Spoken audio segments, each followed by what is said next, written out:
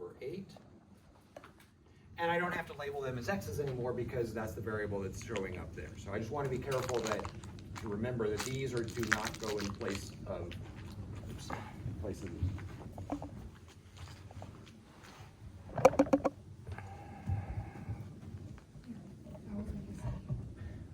I have a question. What was that? I have a question. So why are you doing it in the bottom? Why are you saying x equals 1? Why not for both? Why shouldn't You it can. be? It doesn't matter. It's I mean it's just when these limits, it's just x equals 1 to 4. Yeah. You can put x equals 4 at the top too if you want. It doesn't really matter. It's just a reminder to me and to the reader that these numbers are not going to get placed in the u. Okay. But now here we don't have to do it at all because we're back to our original variable. We didn't have it in place. Yeah. Okay, so now what do we do? Like in both. So first 4. So 2x times 4. 2 times times 4 4 plus 1 to the 4th over 8 minus 2 times 1 plus 1 to the 4th over 8. 9 to the 4th.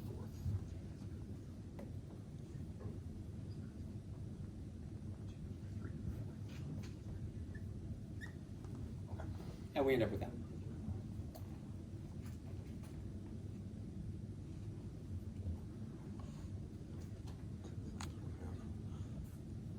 Okay. Any questions there? Yeah. What exactly are the numbers at the top and bottom of the real column? So when we were talking about area under the curve,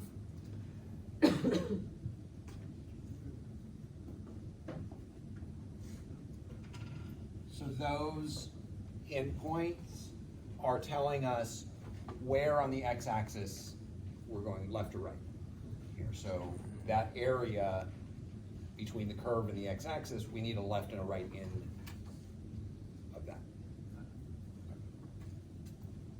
Okay, any questions there? How'd you get to U for? We started with u to the 3rd, so we add 1 to the exponent divided by the new exponent. Okay, let me show you the other way to do with this, and it's going to involve changing our limits of integration as we go through the problem. So when we do the substitution, so let's go back, same problem.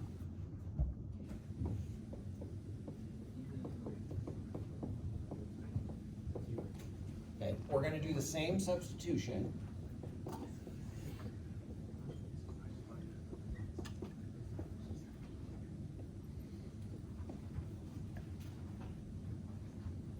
But instead of keeping the x's the way they are, we're going to change our limits of integration at the same time. So we're substituting out our x's here. We can also substitute out our x's here. And the way that this is going to work, so our two limits of integration are 4 and 1. Those are x values. What are the u values that are associated with those?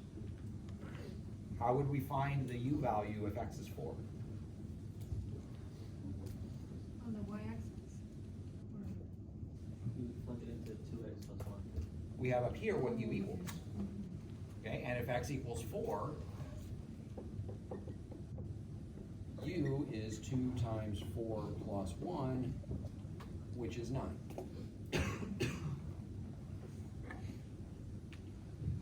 And if x equals 1,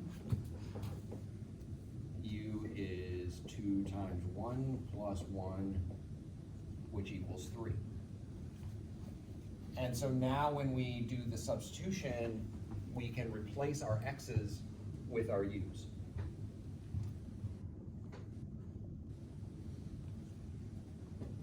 And then we did the substitution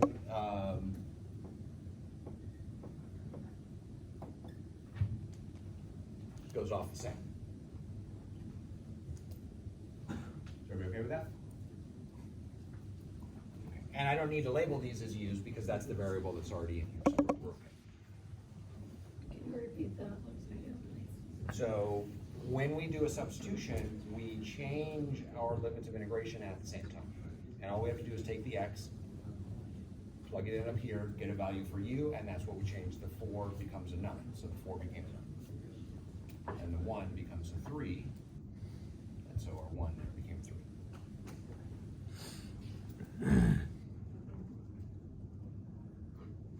But how did you get?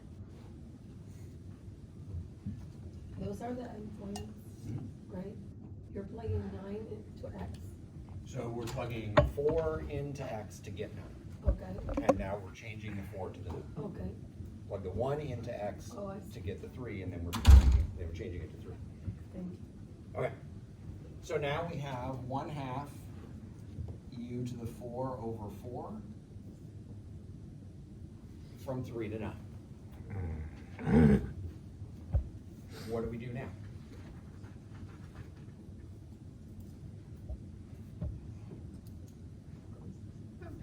Why are we doing all that? Like if you already got the answer here? I'm showing you the other way of doing it. Oh. And when you do this problem, you have the option of doing it either way. Oh, okay. So what do we do here? Plug them into you. Yeah, we're just gonna plug these into u. We're not even gonna bother to substitute back. We don't need to. So instead of leaving that, here we leave them at x's and we return to the x's to plug them in. Here, we change them to u at the same time, so we don't have to return to x's because these are already the variable, these are already u variables, so we can plug them in. So this is just gonna be 9 to the 4th over 8 minus 3 to the 4th over 8. We get exactly the same answer. We just get to skip this last step of substituting back. Does that make sense, everybody? Okay, so we get to skip one step if we do it this way.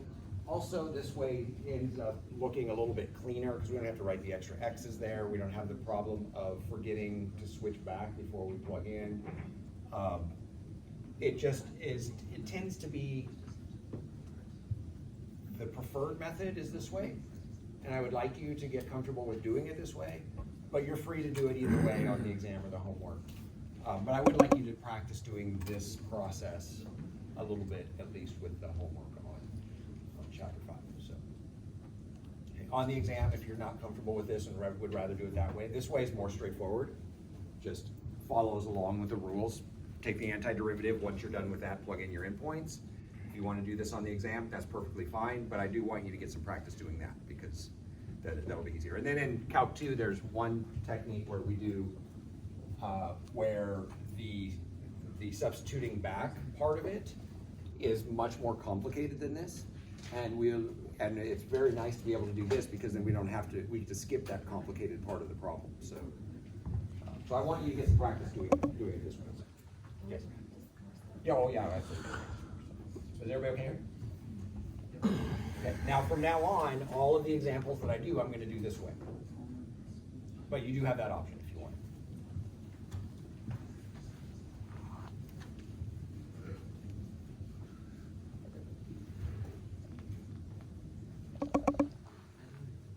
Okay. About integral of e to the 4x dx from 0 to 5.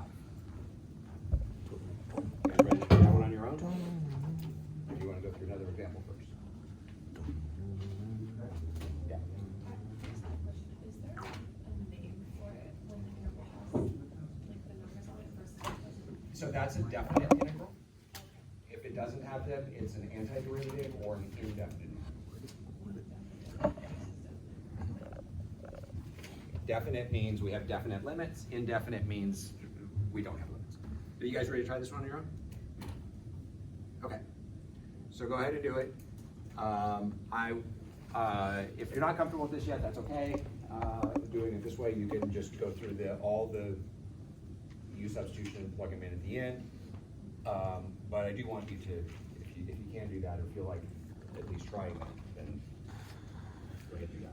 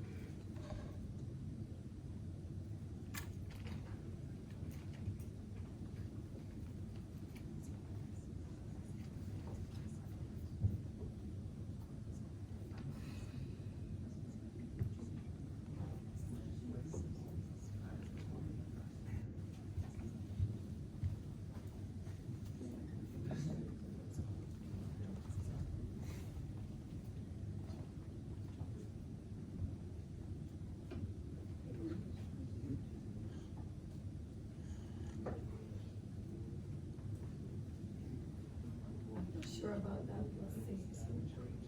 So when we have limit immigration, we don't need the plus C. That's the only thing.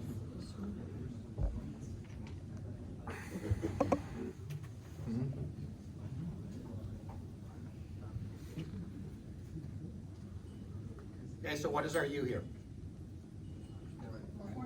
4x. du. 4 dx, and we're just gonna divide by that 4.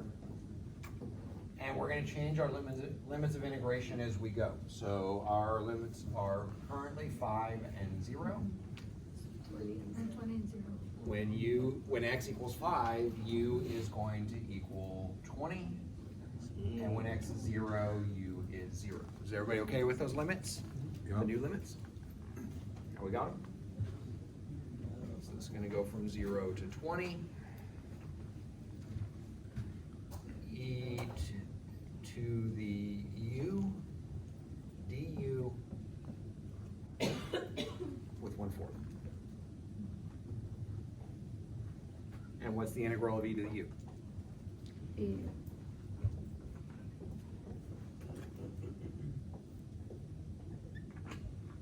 From 0 to 20. And now we just substitute these in.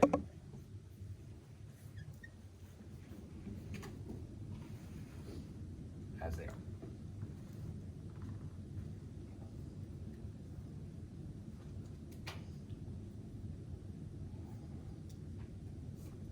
Okay.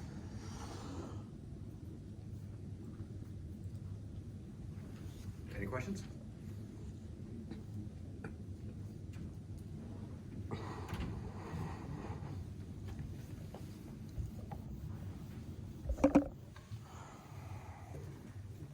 And then we can leave the answer like that, or it has to be like, well, in this case, maybe, but like when it's a fraction. I mean, we'd like to simplify as much as we can, but it's not required. As soon as you plug in your endpoints, you can stop there if you want. WebAssign will accept it, I'll accept it, but we like to simplify. The only thing we can really do here is e to the 0. E to the 0 is just 1, so we can do that. Yeah. For you, isn't it 4x, so would it be like 4 times 20, so 8? Well, x is 5.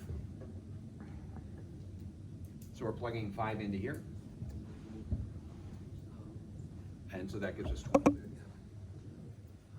We don't want to multiply it by 4 twice, we just don't want to do it once, multiply it by 4 once and that's it, and now that's our new limit. Okay. All right. Are you saying that it should be 80 here? And this should be 20, but then when we plug it in, it multiplies by 4 down here? Yeah. So what you did was you changed your limits, but then at this step you substituted back to x's. So you plugged u, the u variable, into an x in place of an x. And so what you ended up doing was you actually multiplied by that 4 twice. Okay, so you have two options. You can change your limits of integration, but then you don't ever want to substitute back.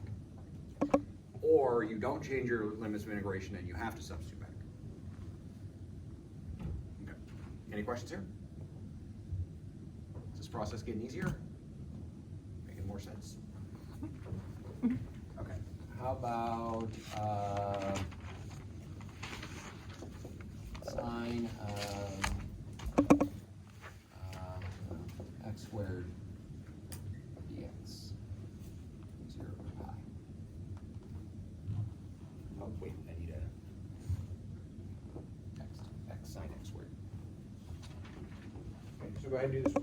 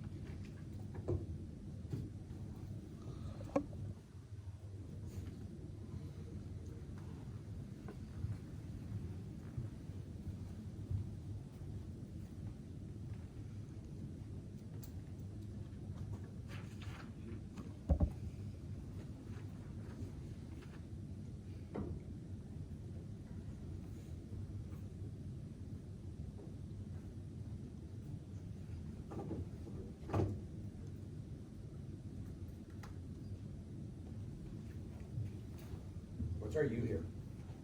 X squared. Use X squared.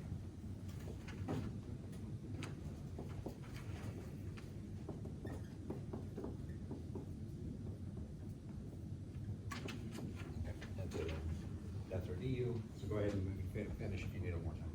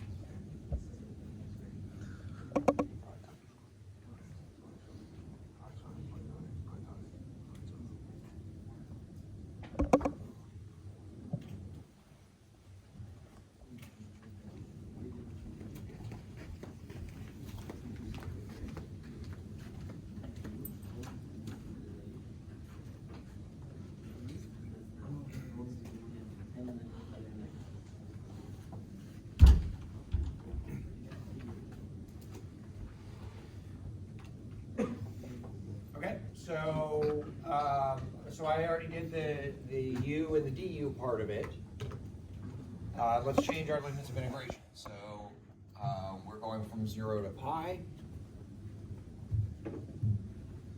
What do we get when we plug in pi into this?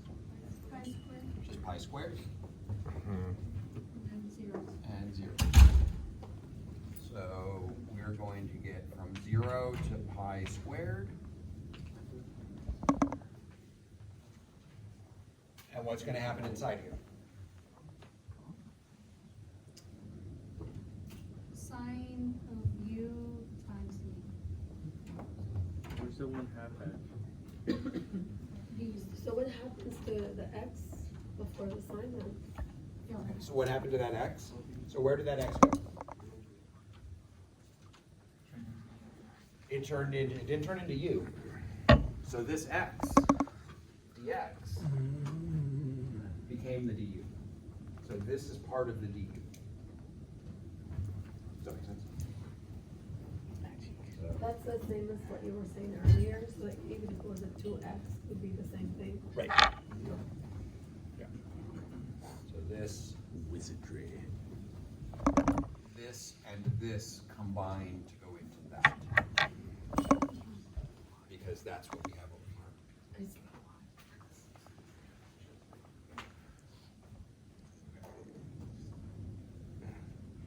Any questions here?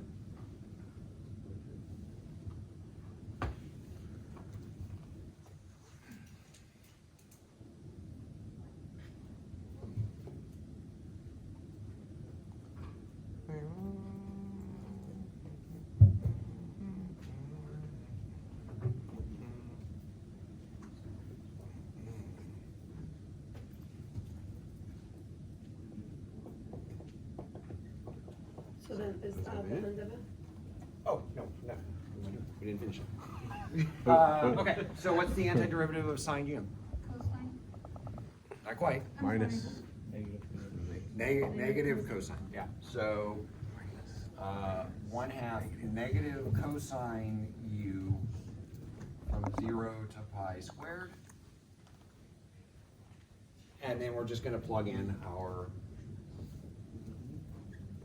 cosine of pi squared minus negative 1/2 cosine of 0.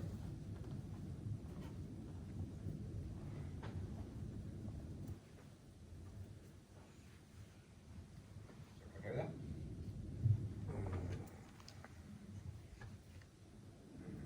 Okay, go ahead and do this one. Now remember, this cosine cubed, Could you have gotten rid of this negative sign? oh yeah, those two negatives make a positive.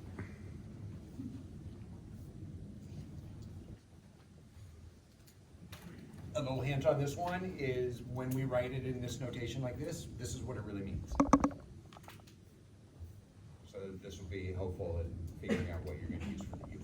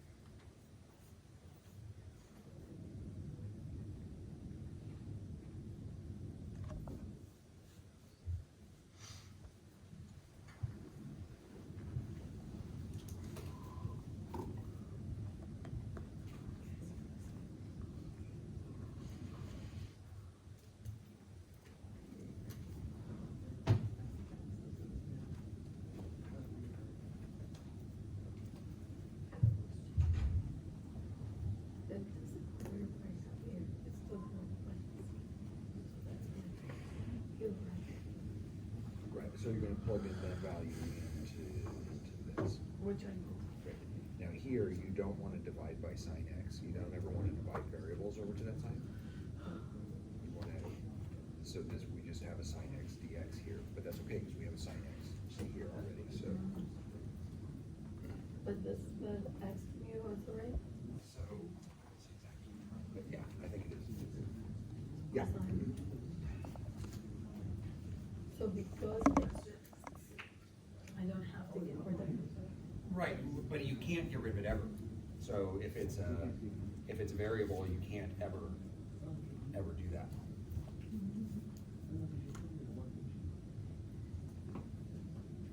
Also,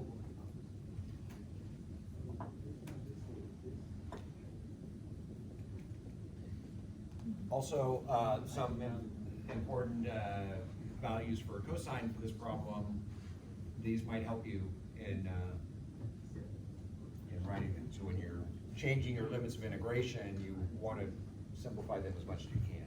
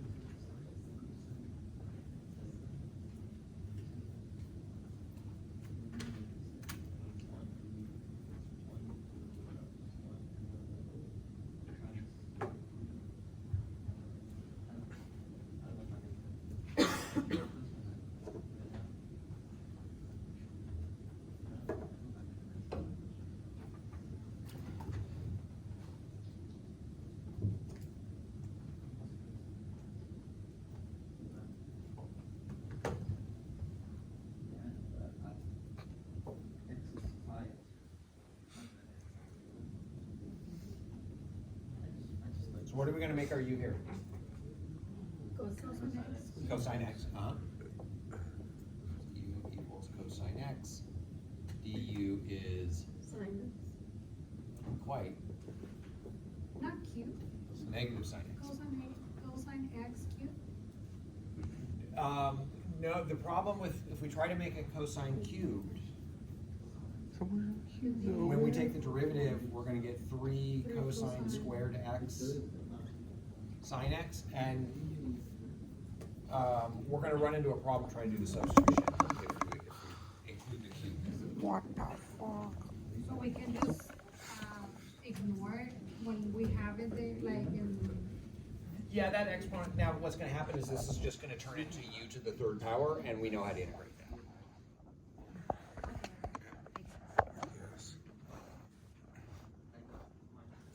This type of problem, when you have sines and cosines together like this, there's a whole section devoted to doing these types of integrals at the beginning of Calc 2, so we will see these again later.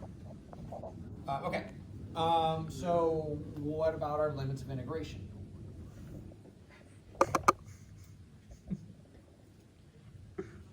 Okay, when x is pi, what is u? -1. So this is gonna be cosine of pi, which is -1. And this one's gonna be cosine of 0, which is 1. Okay, so what are our limits gonna be? So is it gonna be, -1 and 1. which one goes on top? -1. So the pi was on top, right? Which means the -1 is still on top. And it looks a little strange having the smaller number on top here, but the u substitution does that to us sometimes. We just have to go with it. It is what it is. We don't have control of it. We don't automatically switch them just because we'd like them to have the lower number on the bottom. Okay, what happens inside here?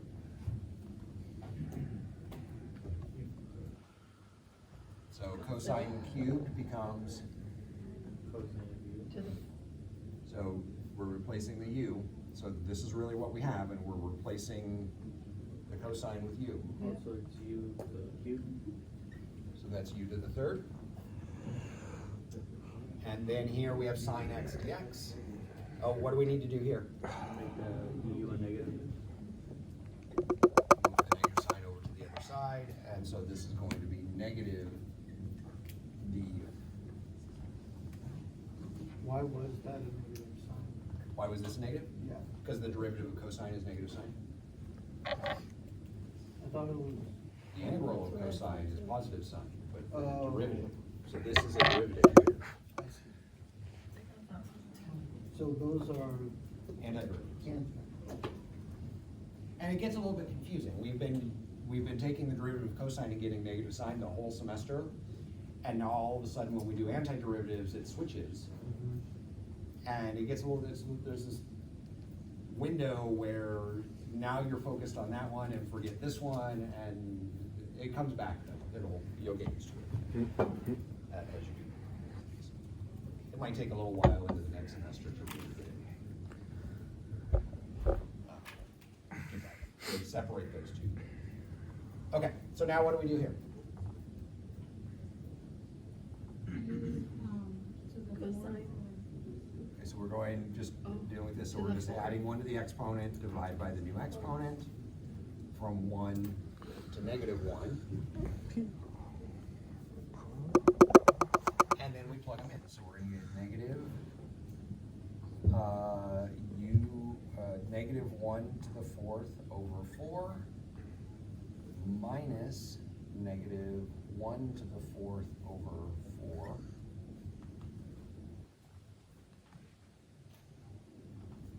And this ends up equaling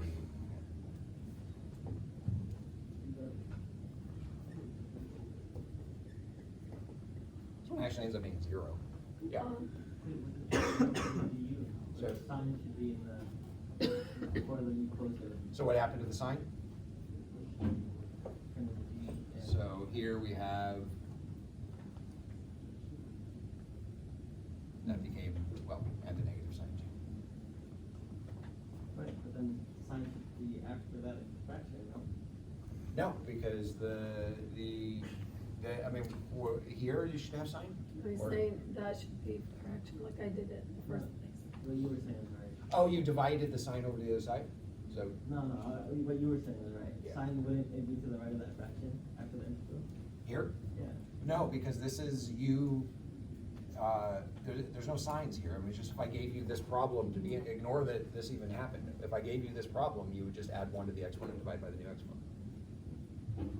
It's up to you. Come. Yeah. Yeah, once we did the substitution, that sign went away, so it's, okay. Any questions? Yeah. Why, what happens here? Why do they both become negative?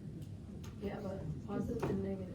So this one is -1 to the 4th is 1 Yeah, with a negative. yeah, So that's just -1. okay. And here, those negatives cancel each other out. But I'm saying, where did that negative come from? From this- Which is the formula. That's, so this one's from just plugging in the endpoints that is minus, and this one comes from that. Okay. Any questions? Yes? So when the DU like goes away, where would that happen in the chain rule? Cause I know we're like reversing the chain rule. That DU is what part of the chain rule? So, you mean from this step to this step? Yes. No, isn't it? So this isn't the chain, this is really kind of more the chain rule here. Let's see, what's going on with this? Like why don't we plug back into DU? Why don't we just move on from it? Well, that comes back to these formulas over here. When we're doing antiderivatives, when you actually do the antiderivative, move from this side to this side, the du goes away, the dx goes away.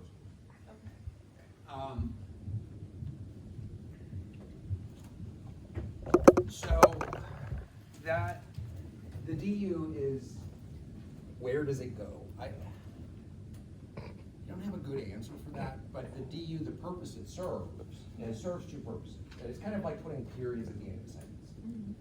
It needs to be there, but it doesn't really do it.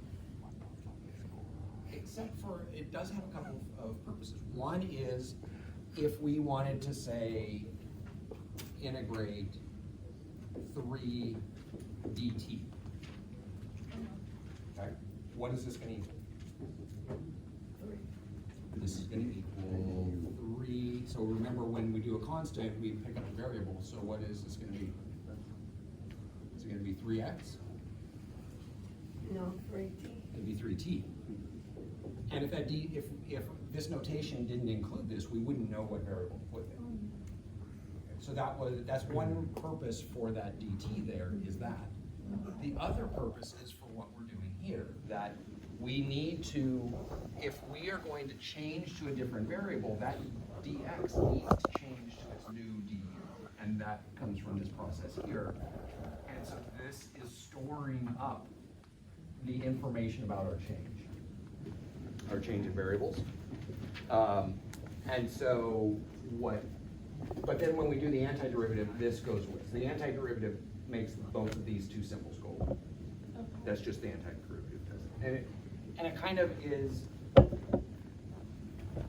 I mean, if we did this with the chain rule, so here we want, so say we had cosine to the 4th x negative over 4. We want to take the derivative of this. If we substitute back on this, this is what we would get. Now, we're going to have to use the chain rule here. This is going to be -1/4. That part's going to stay the same. But here we're going to do 4 cosine to the 3rd x times the derivative of what's inside, which is negative sine x.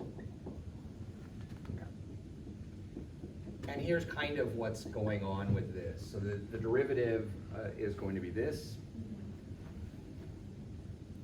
We think of, this isn't really a fraction, this is just a notation for the derivative, but we can think of it as a fraction, and so what we have is dy equals, and those cancel, dy equals cosine to the third x sine x dx. We just take this dx and multiply to the other side. Now, when we integrate, this integral is gonna get rid of that one, this integral is gonna get rid of that one.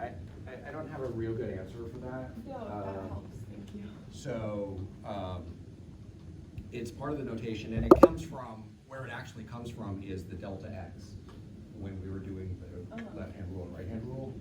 But when we do the integration, it just goes away, it just disappears. Thank you. Okay, any questions here? Okay, so that's it for 5.5. We have about 12 minutes left to do chapter 6. But that's plenty of time, so. Okay. So, chapter 6, so 6.1, we're only doing 6.1. But 6.1 is area between curves. Okay? If I have a function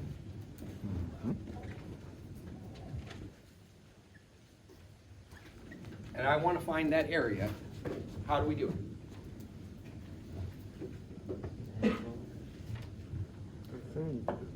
How do then plug in the a to b. So this area is going to equal the integral from a to b f of x dx. That's area under a curve. Okay.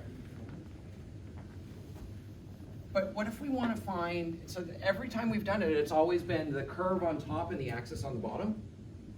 But what if we want to just go between two curves? What if we have two functions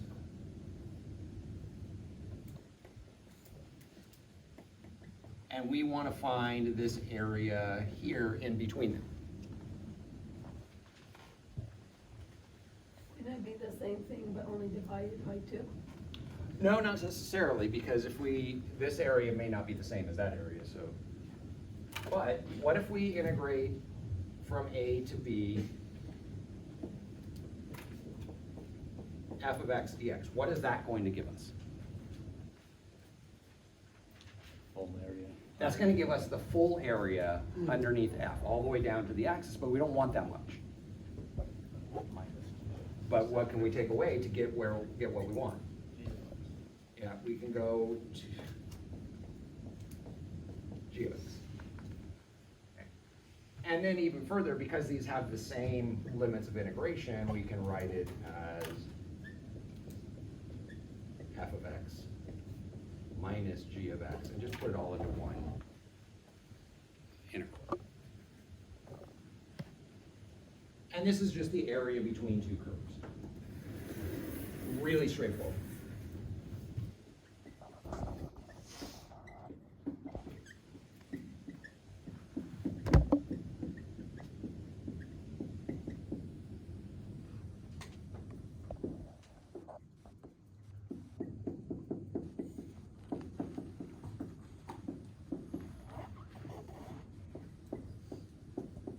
Now, the one important thing to keep in mind is we need to make sure that the bigger function is the one that goes first here. So the function that's taller is the one that goes there.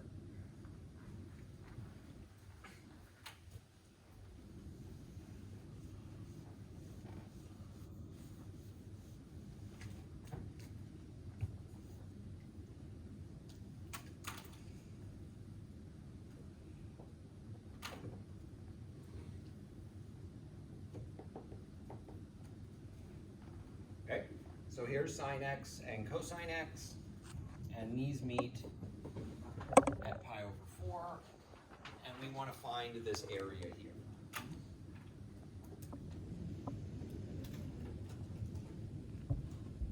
Okay, so we're going to integrate from what to what? So we're going, what are our limits of integration going to be? So that's the area that we want. So we're going to look at the furthest left and the furthest right. So what's the left boundary of that? 0.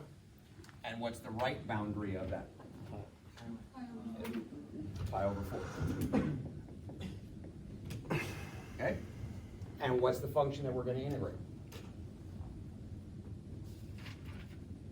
What's the top function over that Cosine region? Cosine x is the top function here.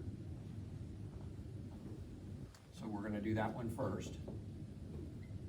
Minus the bottom function is sine x.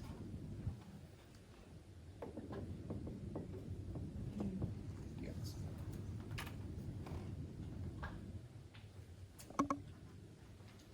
Okay, and then from here, it's just do the integral. So what's the integral of cosine x?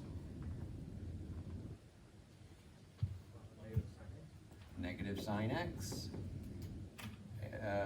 No, take that back, it's not negative sine x.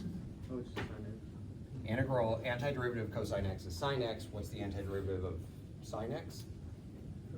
Would be negative cosine x, but it's already negative, so that's just gonna make it positive.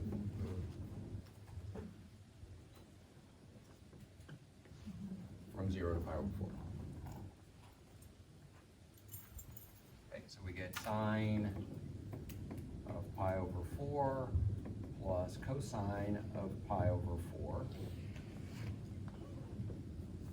minus sine of 0 plus cosine of 0.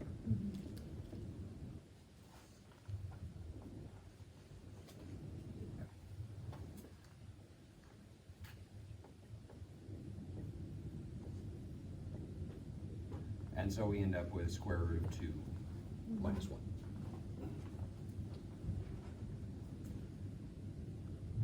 Yeah. How did you know that cosine x was the first, like fx? How do you distinguish fx and gx? Okay, so we look at this region A, and the whatever one's on top, that's our f of x, that's the one that comes first. And in this region, cosine x is on top, sine x is on the bottom. So cosine comes first. Does it matter for any region or? Any region, it's always whatever one's on top is, so if we were doing it, say, this piece over here, which one would be first? Sine would be first, cosine would be second. Okay. Does that make sense, everybody? Any questions about this process? What about the area in the middle though? Well, I wasn't asking for that. If we wanted this, okay, if we wanted this is actually gonna be a little bit trickier to do. Because we always wanna think of the roof, the function as the roof of the region. This one has two different roofs though. It's sine x in this region. So what he's asking about is this, let's call it A1, that area there. The roof of that area changes from sine x for the first part of it to cosine x for the second one. And what we would have to do there is something like this. We'd go from 0 to pi over 4, and between 0 and pi over 4, what's the roof of that A1 region? Sine x. Okay, so what we're doing is we're basically dividing it like this. And then add from pi over 4 to pi over 2, which is this. What's the roof in that region? Cosine x. Okay?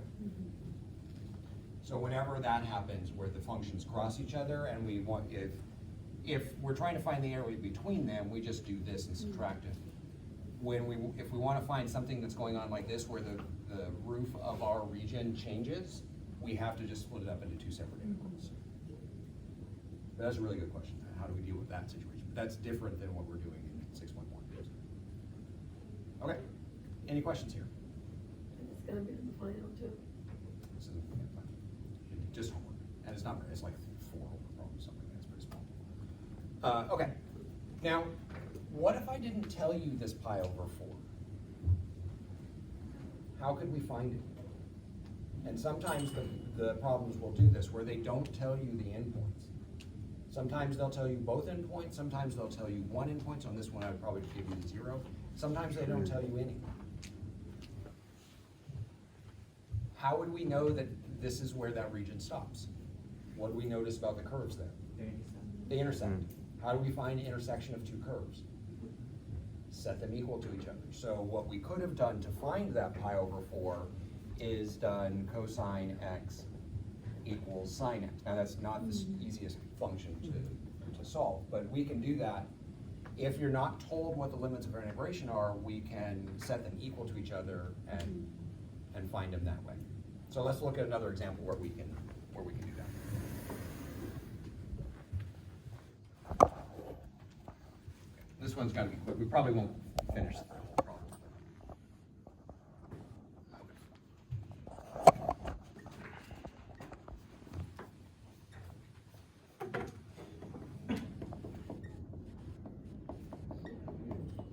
Okay, so we want to find the area between y equals x and y equals x squared.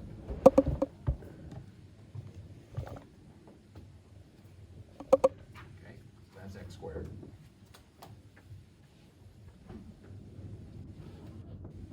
And that's x. So what we're trying to find is this region here. So we're going to integrate. We'll just set it up. We won't actually go through it, but which function is going to come first? X squared. Square. So look at this region here. Oh, no, Which one's on top, the line or the parabola? the line. The line is on top, so that's going to be x. And this is one of the trickiest parts of this, is figuring out which one comes first. If you're ever not sure which one comes first, just pick a point in between and plug it into both of them. Whichever one gives you the higher answer, that's the one that comes first. Okay. Dx. And now what about our limits of integration? X equals, x squared. Yeah, so our limits of integration are going to be those points where they intersect, so all we're gonna do is set them equal to each other. X equals x squared, and now we just solve for x.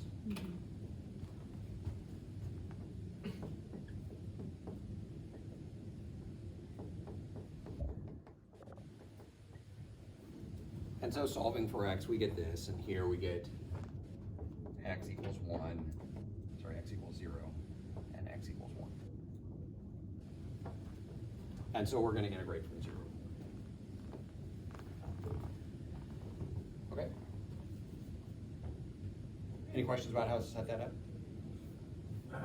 Okay. This is not a huge calculus important thing here, finding area between two curves, so I don't want to spend a lot of time on it. We don't have a lot of time on it. And it's not going to be on the final. There's a little bit of homework in that, but other than that, it's not like it's going to come into play next semester or in Calc 3 or anything either. So, okay. Any questions about this? Okay. The other thing is the project. We're out of time, and I don't want to give you the project on the last day, so I'm just going to cancel the project and just give everybody credit for it as part of your grade. So, No project. okay. So, any questions about anything? So Wednesday we'll be going over the practice final, and then so 2 weeks from today is our final. So, and no class at all next week. But I will have office hours. On Tuesday.